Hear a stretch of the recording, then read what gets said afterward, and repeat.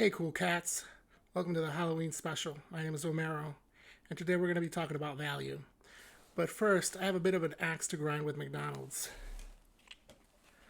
What, what is this? I mean, look, I know that they were trying to go nostalgic with the Halloween Happy Meals, but first of all, where's the lid?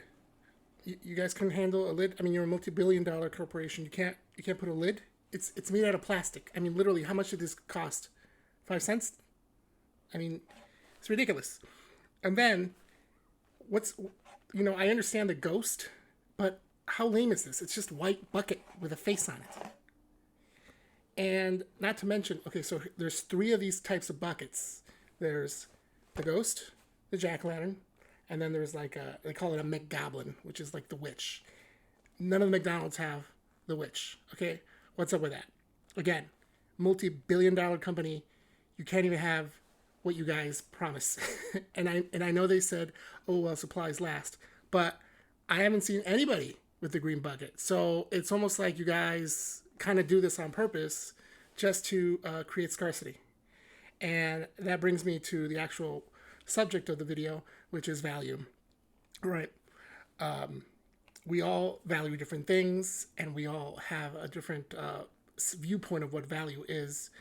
Now, a lot of times people will tell me that value is set by how much an item, for example, it costs to produce. Further from the truth. Because a lot of the things that you purchase cost very little money to actually make. No.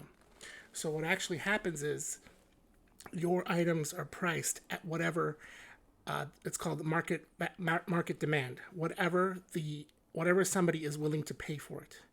Now, obviously, different people are willing to pay different things, but what somebody who manufactures certain things will do is they will set the price at what can be the highest and what will make them purchase it the most. So you could, for example, set the price of something to a penny, and of course everybody's going to buy it, but you're not going to make any money off of that.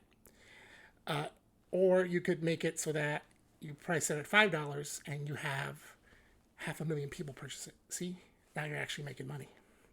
And so what I'm getting to the point is why I was talking about Happy Meal buckets is because McDonald's decided that they were going to do a promotion where they sold adult Happy Meals.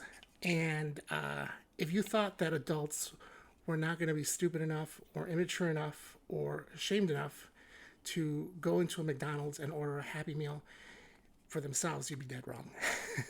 Now, the adult Happy Meal was a full combo meal. It was either you could either order a Big Mac or a Chicken McNuggets, which was a 10-piece. And then it came with fries and a drink. Oh, what the hell? Anyway. And it came with a toy, which was one of these freaky things that looked like they came out of Damnation. Now, I got two of them. I got the smiley face guy and the grimace guy.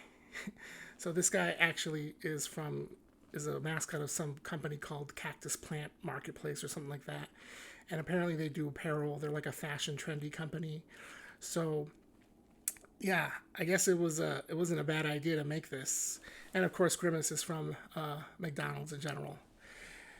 And McDonald's is no stranger to nostalgia, but I think they also thought like, well, who's stupid enough to buy these things? And so they decided not to make a lot. Or they also could have thought like, well, let's make this very limited, and then that way people will buy them up immediately, which tends to happen. If people think that something is scarce, they're going to want to try to buy it. Like at the beginning of COVID, when everybody was trying to buy toilet paper all at once because they thought it was going to be run out. So who knows? Who knows? But right now, these little guys, if you have a full set, think about it. So the meal would cost you about $12. If you have the full set, which could have cost you $40 if you got each one in a Happy Meal, because you could have gotten repeats. You could sell them for at least $100.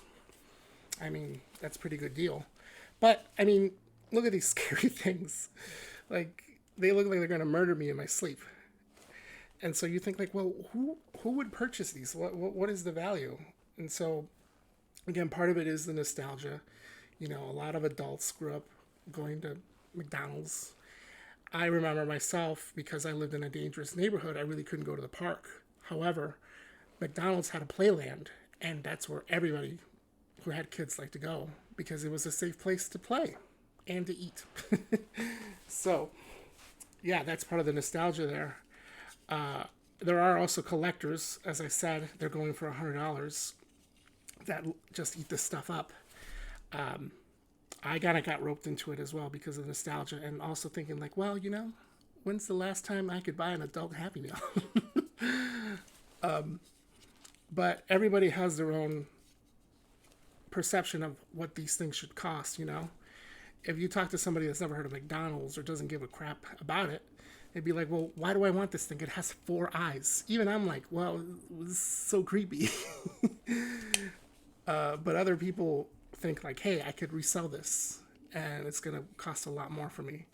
Now, they see it more as monetary and not for the intrinsic value of it. Like, you know, oh, I could use this as a way to remember Halloween 2022. And that's just kind of the way value is. Like, sure, you could look at it as a marketplace and look at it as a whole, or you could look at it from specific points of view from different people. And they're all each going to have their own perception of what something has value of. And that's kind of what's important to understand. And it took me a while to understand this, that not everybody thinks the same way as you do. A lot of times people will see people acting obscure, you know, obnoxious or weird ways. And you think, well, why would somebody act that way? I don't understand.